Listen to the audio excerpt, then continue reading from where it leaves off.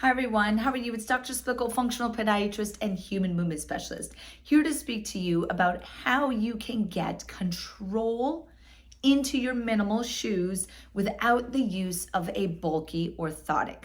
Now, I get asked by my patients all the time if they perhaps need to use or prefer to use a custom orthotic because of how it manages their foot pain or any of the forces going through their foot, but oftentimes with that custom orthotic, you are not able to put it into minimal shoes or lower profile shoes. So does that mean if you use custom orthotics, you are destined to thick, bulky, supportive shoes for the rest of your life? Absolutely not. I'm going to show you how to get good control in a minimal shoe without the use of a bulky custom orthotic. Now, the way that you can add control into a minimal shoe is by using specifically designed paddings into the shoe and the sock liner of the shoe. Now, I used to recommend to my patients to use these various felt paddings that you can get off of Amazon. That was until I met a company called Sole Insole. Sole Insole designs various reusable paddings for the shoes to provide control. I'm going to go over my top 4 favorite paddings and how you could integrate those in the shoes and maybe some of the conditions that you would be thinking of these various paddings. The first one, and probably my most favorite padding for the feet and the shoes, is a metatarsal pad. Now, a metatarsal pad is great for opening up the front of the foot. It is beneficial for those that might have hammer toes, metatarsalgia, which is ball of foot pain, and neuromas. What you can do with the metatarsal pad is you can place it into the shoe.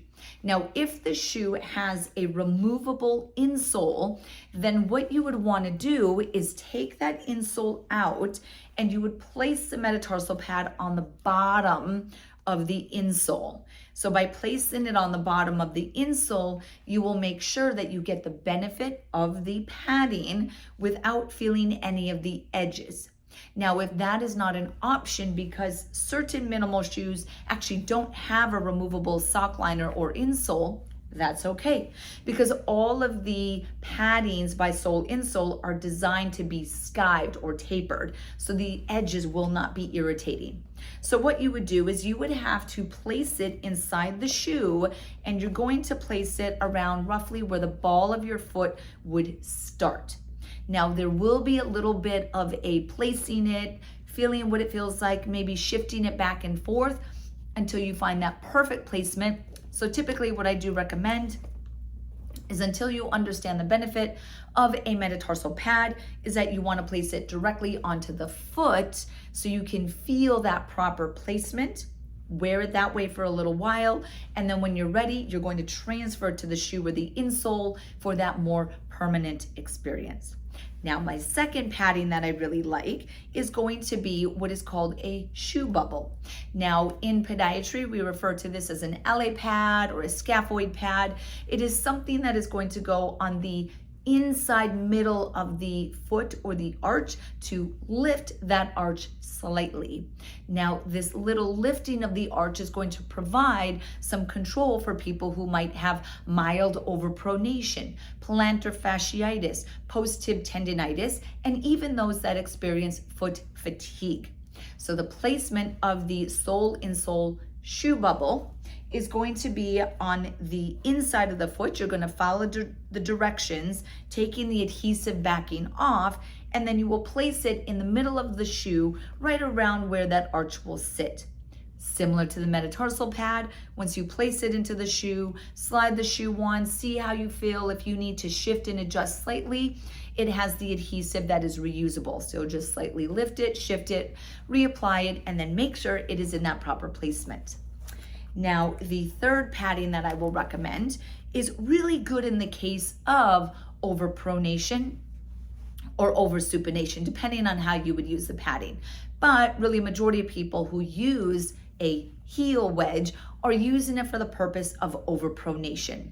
So that overpronation use of the heel wedge is going to act like a little hill or an angulation to throw the back of the foot into a more neutral position.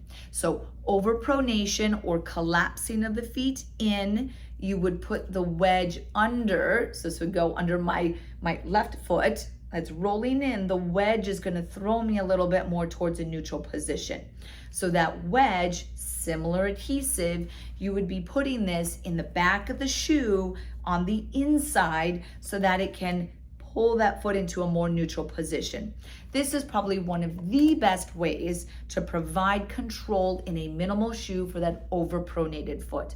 And in fact, I would actually combine the shoe bubble with the heel wedge for someone who has mild to moderate overpronation. Really great combination for improving control in a minimal shoe without the need of a full bulky custom orthotic.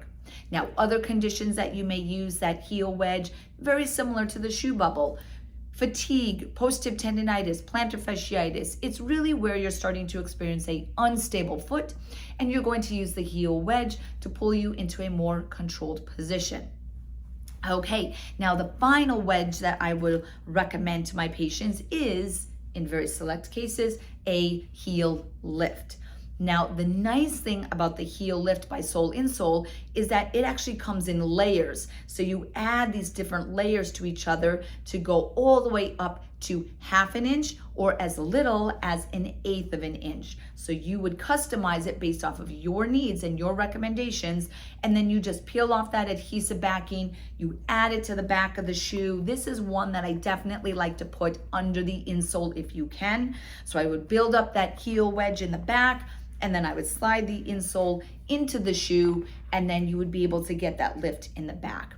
So again, if you are someone that maybe uses custom orthotics a majority of your day, or you were recommended to get them from your podiatrist or your health professional, there are options outside of that thick, bulky custom orthotic and thick structured shoes that still allows you the freedom of minimal shoes, perhaps more footwear choices. And it is through understanding the benefit of very specific foot paddings.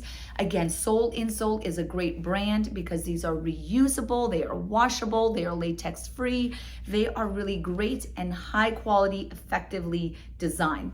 To learn more about building up your shoes with these Sole Insole products, please go to soleinsole.com. To learn more about how I approach patients from a functional perspective, please visit dremilyspickle.com.